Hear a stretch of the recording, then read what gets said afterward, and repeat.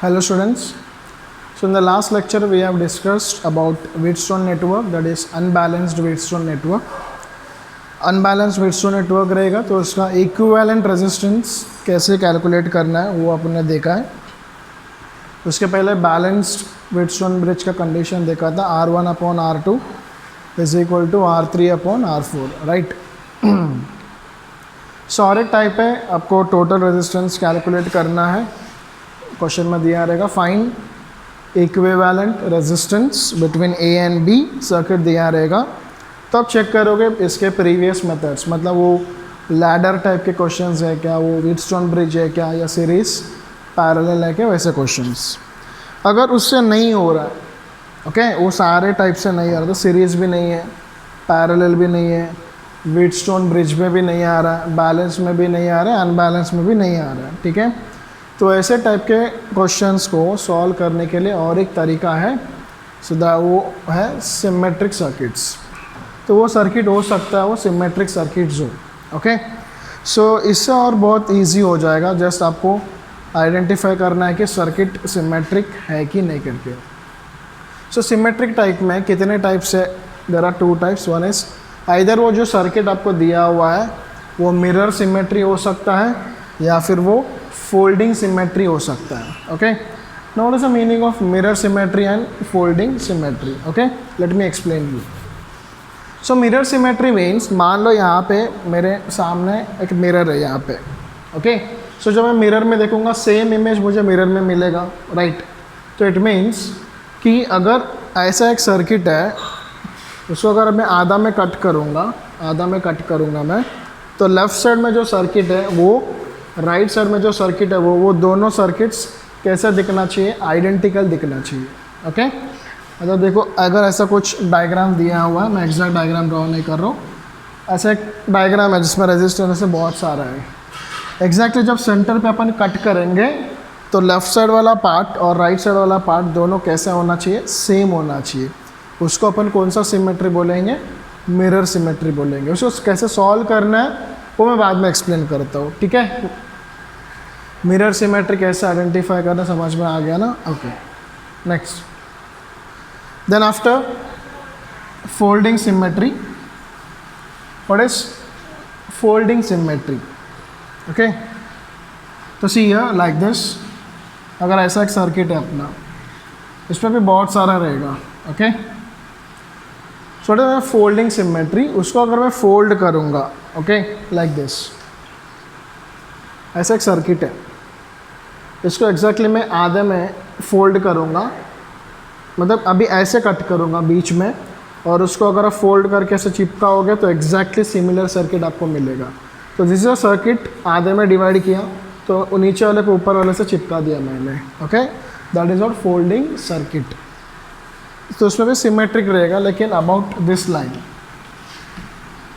तो ये इसको चिपका सकते हैं अपन, मतलब नीचे वाला पार्ट और ऊपर वाला पार्ट क्या रहेगा, दोनों सेम रहेंगे, okay.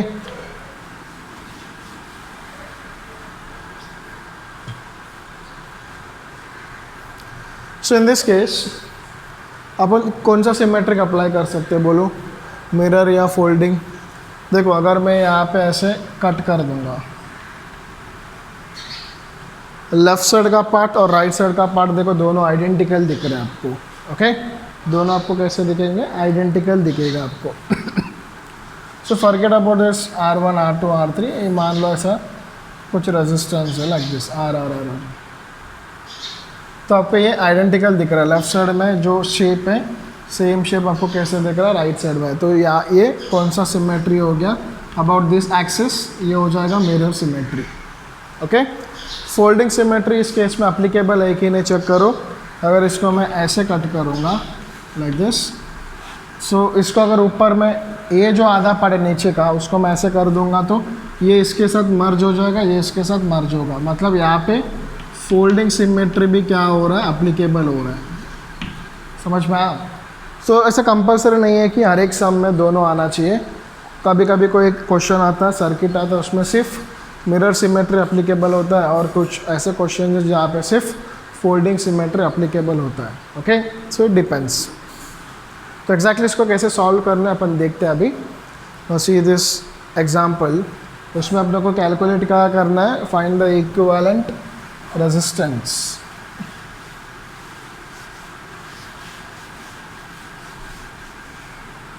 Find the equivalent resistance between A and B. But is very simple about A B. अगर मैं ऐसे एक लाइन ड्रॉ करूँगा, मतलब ए बी का ऐसे एक लाइन ड्रॉ करूँगा, तो अब देखिए नीचे एक भी सर्किट नहीं है, कुछ भी नहीं है, सर्किट का कोई भी पार्ट नहीं है, ऊपर पूरा सर्किट है, मतलब इसमें आप फोल्ड नहीं कर सकते हो, ऐसा नो, इसमें आप फोल्ड नहीं कर सकते हो। तो बचा कौन सा ऑप्शन है, mirror symmetry, right. So mirror symmetry का ऑप्शन है। तो सेंटर से इधर से मैं ऐसे कट करूँगा, okay, this is your mirror symmetry. जो ऐसे कट करोगे तो लेफ्ट साइड का जो पार्ट है वो राइट साइड का पार्ट से मैच हो रहा है, they are identical, right. So it means जब मैं मिरर से देखूंगा, मान लो इसमें से करंट जा रहा है I1, मतलब मिरर, तो मुझे मिलेगा इसमें से भी करंट कितना फ्लो होगा, I1। सिमेट्रिक है ना सर्किट। मान लो इधर से I2 जा रहा है करंट ऐसे, तो ये कौन सा ब्रांच के साथ मैच हो रही है, इसके साथ, बराबर। मतलब इधर से क्या जा रहा होगा, I2, ओके।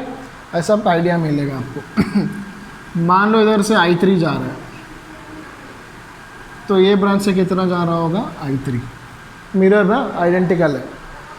सर अगर आप यहाँ पे देखोगे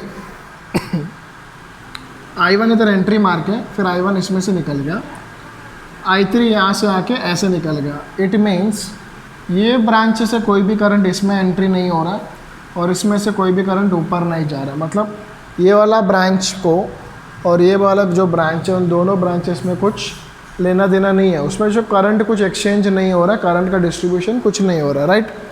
एंड सो मैं क्या करूँगा, उसको थोड़ा सिंप्लीफाई करने के लिए, now what I will do, तो ये तो समझ में आ गया अपने को, राइट। सो मैं क्या किया, मैंने इसका मीनिंग ये हो गया कि ये दोनों इसको जॉइंट अपन निकाल सकते हैं, मतलब क्योंकि करंट एक्सचेंज ही नहीं हो रहा है, तो वो जॉइंट को मैं ऐसे निकाल दूंगा लाइक दिस। ये यहाँ पे कनेक्शन मैंने क्या किया है, निकाल दिया है, बिकॉज करंट वहाँ पे एंट्री हो रहा ही नहीं है। सो जितना करंट यहाँ से ऐसे आएगा तो सेम करंट इसमें से फ्लो होगा, राइट। सेम वे इसमें जितना करंट इसमें से आएगा उतना करंट इसमें से फ्लो होगा। तो मैं ऐसे भी लिख सकता हूँ, तो भी सेम ही मीनिंग हो गया। इसके पहले जो मीनिंग था करंट का, सेम मीनिंग करंट का भी यहाँ पे हो गया, राइट। ऐसे होने से क्या हो रहा है, सर्किट बहुत सिंपल हो रहा है, it is very simple, right. कैसे देखना,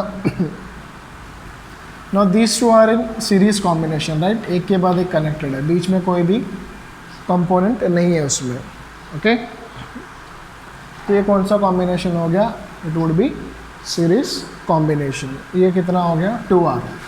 ये आर और ये आर भी किस में आ रहा है, सीरीज में, क्योंकि इसके पहले तो यहाँ पे जंक्शन था, तभी सीरीज में नहीं हो रहा था, अभी वो जंक्शन निकाल दिया मैंने।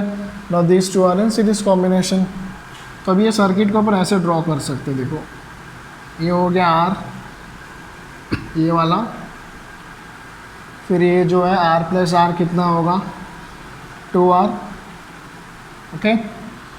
फिर यहाँ पे एक R, जो point B, point A, and then ये R और ये R होगा 2R,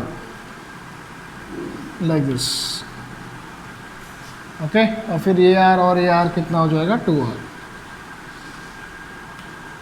लाइक दिस। अभी देखना यहाँ पे ये 2R और ये 2R कौन से कॉम्बिनेशन में, now these 2R in connected in parallel combination. 2R और 2R का पैरेलल कितना होगा, R हो जाएगा, मतलब इसका आंसर क्या मिलेगा अपने को, R। अभी ये R और ये R और ये R, ये तीनों R कौन से कॉम्बिनेशन में आपको दिख रहा है, they are in series combination, right. So मतलब लास्ट में आपको सर्किट में ऐसे बचेगा, नीचे 2R है और ऊपर 3R है, like this, A B, this is A and B. नीचे 2R है एंड ऊपर कौन सा, 3R। समझ में आ गया ना, इसका आंसर तो R आ गया, तो इधर एक R, इधर एक R, इधर एक R, तीनों सीरीज में हो जाएगा, तो 3R होगा। Now these two are connected in parallel combination. Parallel के लिए शॉर्टकट क्या बोला मैंने, अगर R1 और R2 पैरेलल में है तो कैसे कैलकुलेट करोगे, R1 into R2 upon R1 plus R2, right? So resistance between A and B is R1 into R2, 3 into 2, 6 R square, 3 plus 2, that is 5R. So एक R cancel. What do you get final answer? 6 by 5 R. That is your final answer. Equivalent resistance between A and B is 6 by 5 R. So ये junction निकालने के बाद देखना example कितना easy हो गया, right? So that is a use of symmetric circuits, folded and mirror symmetric. Okay, तो इतना सिंपल होता है सर्किट्स. और एक एग्जांपल देखते हैं इसमें. Calculate equivalent resistance between A and B.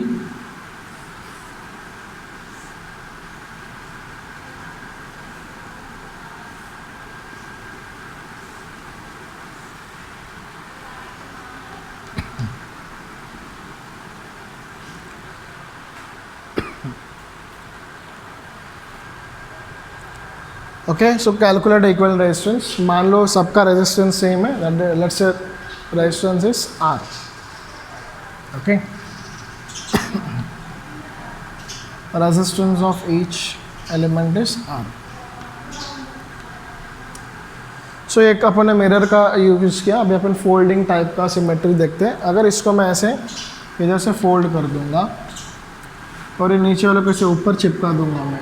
Okay, तो ये आर किसके साथ मर्ज होगा? इसके साथ. तो ये एक आर है ना, ये एक आर ऐसे आ जाएगा. अभी आपको ये कौन से कॉम्बिनेशन में दिख रहा है? ये दोनों ज्वाइन हो गए, ये दोनों ज्वाइन हो गए. तो ऐसे एंड पॉइंट्स कनेक्टेड है ना, इसको अपन कौन से कॉम्बिनेशन बोलेंगे? Parallel combination. मतलब ये आर और ये आर किस में आ जाएगा? पैरेलल कॉम्बिनेशन में आएगा. तो आपका सर्किट ऐसे हो जाएगा. दिस इज़ आर जो पहले से है, और ये जो आर आ जाएगा वो ऐसे पैरेलल में आएगा. ओके, सेम ये वाला, ये इसके साथ मैच होगा. ये और ये जाए,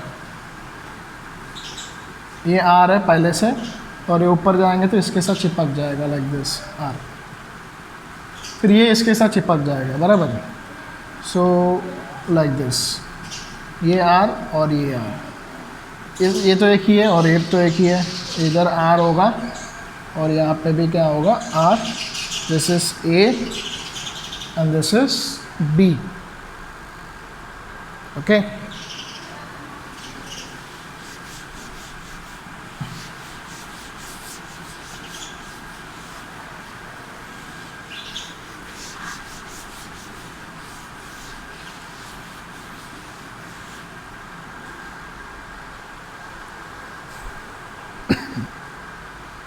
So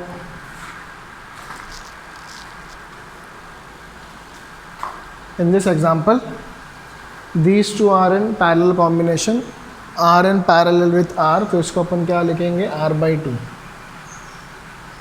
क्या लिखेंगे? R by 2. पैरेलल का डायरेक्टली लिख दो. ये दोनों पैरेलल है, तो इसका भी आंसर क्या मिलेगा अपने को? R by 2. फिर ये दोनों पैरेलल है, तो इसका भी आंसर अपने को क्या मिलेगा? R by 2. फिर ये R और ये R. Okay, this is your A and this is your B. तो इसको अगर अपन ध्यान से देखेंगे तो you will get a Wheatstone bridge. ये R1, ये R2, ये R3 और ये क्या है बेटा? R4. देखा व्हीटस्टोन ब्रिज. और ये बैलेंस भी आप चेक कर लो. R by 2 upon R by 2 कितना है? 1. R by R कितना रेशियो है? 1. तो ये बैलेंस है.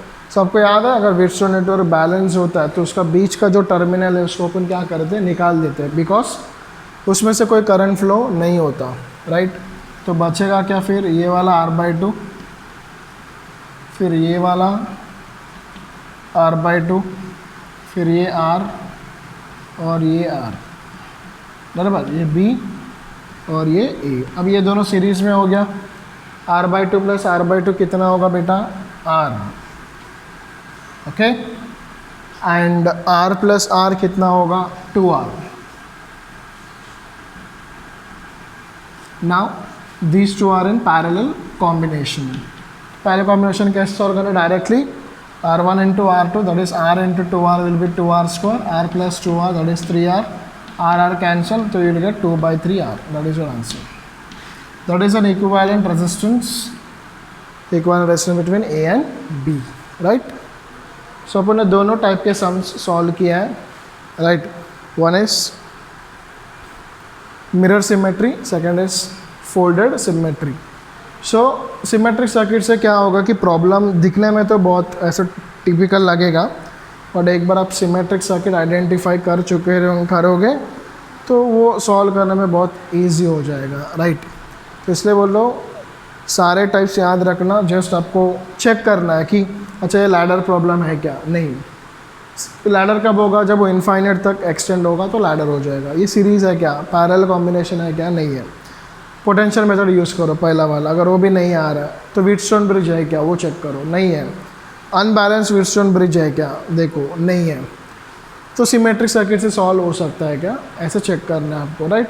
तो कोई ना कोई एक मेथड तो उसको सेटिस्फाई करेगा ही, ओके? ऐसा कुछ नहीं ये सारे मेथड सॉल्व नहीं होगा.